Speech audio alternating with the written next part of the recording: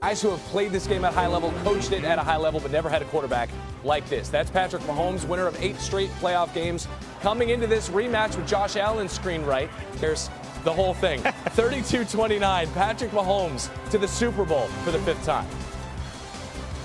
It's just so hard to get to the Super Bowl, and I don't take it for granted. And to be able to do it again at Arrowhead was special. I mean, last year it was awesome. You get there and you win it, but you're at a different stadium, and then being able to win it at Arrowhead, and then you get that trophy on that stage, and you look around, and there's not a seat empty. It's not fun,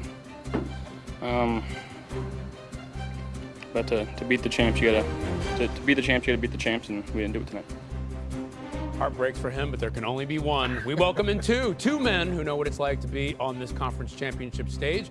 Rex Ryan, Damian Woody. All right, Rex, Buffalo comes up short yet again in this moment against this team. What do the Bills need to actually, at some point in Josh Allen's life, beat the Chiefs in the playoffs? Well, I think first off, Josh Allen talked about, to beat the champs, you got to beat the champs. No, you got to knock the champs out, and you got to take it out of the judges' scorecards. You know what I'm saying? You have to knock them out. So any of this thing, because they're going to point to this call, that call, whatever. No, you got to knock them out. And unfortunately, they never did. I went in yesterday, I said they got to be up 2 scores. That's how you knock them out. And when there's it's just what happens. But this guy, Patrick Mahomes a hired killer. Andy Reid's a hired killer. And the game plan, Spagnuolo, hired killer. They were ready for the moment. Kincaid, not ready for the moment. You got to make this catch. Are you kidding me? You have to make the catch. But it's those little type of things, details, all that stuff matter. And if you're going to win, you got to knock them out. That's plain and simple. Yeah, I mean, we could sit here and talk about, we need to add at this position, that position. You had enough to get there. You got there. You was going blow for blow. But at some point, like you talked about, you just got to go out there and make the play. That's what you got to do. You got to go out there, whether it's Josh Allen, whether it's his other teammates, go make the play. Because guess what? The guy on the other side, he's going to make it. He's going to make it. And Josh Allen said it perfectly in the postgame.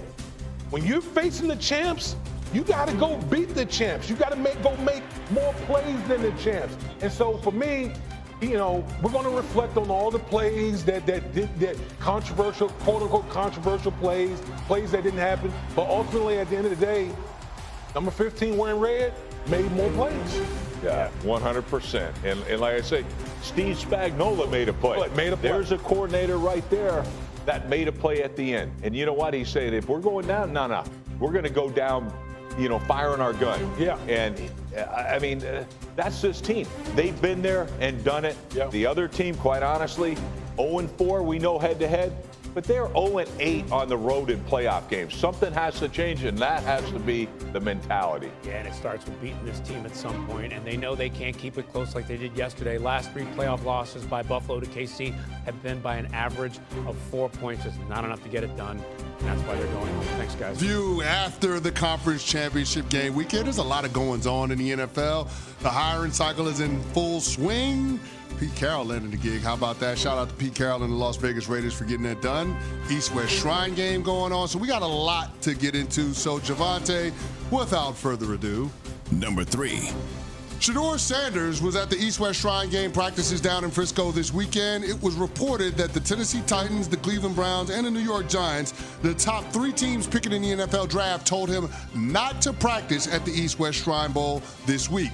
Sanders had meetings with all 4 teams prior to the practices starting Saturday for draft prospects. When asked about being drafted by the Browns by one of his former Colorado teammates, Shedeur said this: "I don't know where I'm going. I'm just thankful, bro, wherever it's taking me." Now, Coach Prime, Deion Sanders, in the past has been outspoken about his son not going to the wrong place, but sources around the NFL say the teams aren't worried about Deion's involvement. 2025 has been viewed as a 2-quarterback draft, and from what it sounds like, both could be off the board in the top 2 picks. That would shut out teams like the Giants, the Raiders, Jets, and the Saints from being able to get one of this year's top signal callers. Yeah, I have said before that if I was one of those top teams picking and I thought Shedeur was the answer, if I had so much conviction that he was going to be the guy to transform my franchise, that I would roll the dice, even if it wasn't a desirable situation, even if I thought his dad might not like it, I would go ahead and draft him anyway. Is that the wrong call by Shedeur to be willing to go to Cleveland if they draft him? No, because that's a team that could put it together. How many times have we said that they feel like they're a quarterback away? Yeah. That's actually a better situation than some other places that he could end up. Evan? I think if he goes to Cleveland, he will be so loved and beloved that I think that it would be different than almost any other team he could go to.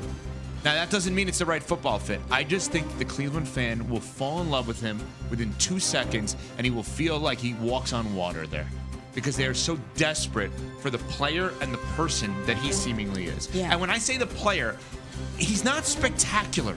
But guess what? Jalen Hurts is not spectacular. Jalen Hurts makes the right football plays over and over again, and that's what people say about Shedeur. That's what you need in this league. Just so happens the greatest of right now is both spectacular and makes the right plays in Mahomes. But I'm just saying, like, Jalen Hurts should be the one that everyone looks up to, and he could be like that. So you don't think it's the wrong football decision if Shedeur were to decide to go to Cleveland if they draft him? No, I don't. I don't either. I also, by the way, there's a lot of push now. Abdul Carter out of Penn State may go 1 or 2. A lot of people are starting to say that maybe he's the franchise player that the Titans were talking about. Believe half of what you see and none of what you hear this time. It's lying season in the NFL. Yeah, good point. Next. Number 2. Palpably unfair act. Apparently, that's what it states in the rule book when the penalty doesn't deter a team from committing the same act on the following play.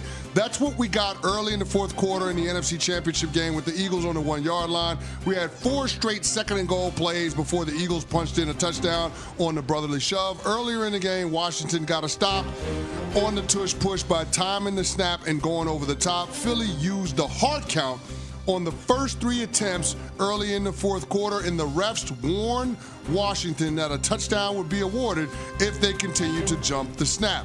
What I don't understand is why the offense can, in effect, use the hard count, pushes for the ball carrier, and the threat of an awarded score as competitive advantages over the defense.